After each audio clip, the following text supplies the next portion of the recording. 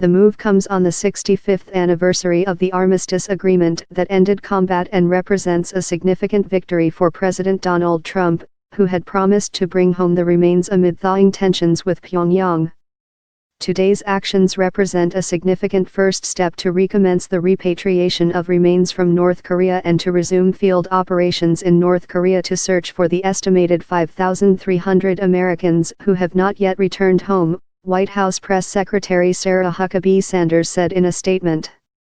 "We are encouraged by North Korea's actions and the momentum for positive change."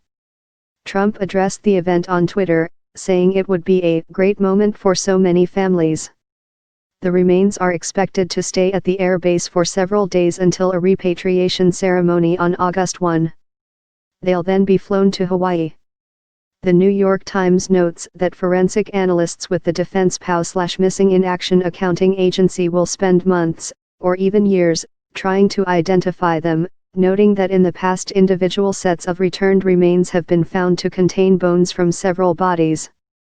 The United States owes a profound debt of gratitude to those American service members who gave their lives in service to their country, and we are working diligently to bring them home, Sanders said. It is a solemn obligation of the United States government to ensure that the remains are handled with dignity and properly accounted for so their families receive them in an honorable manner.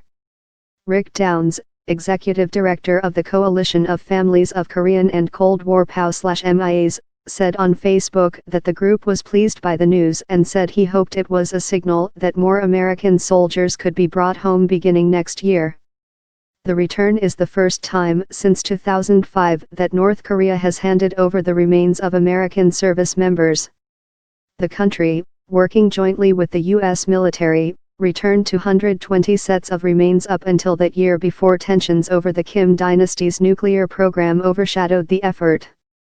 About 7,700 Americans remain unaccounted for after the Korean War, the Pentagon says, including 5,300 thought to have been killed in the North.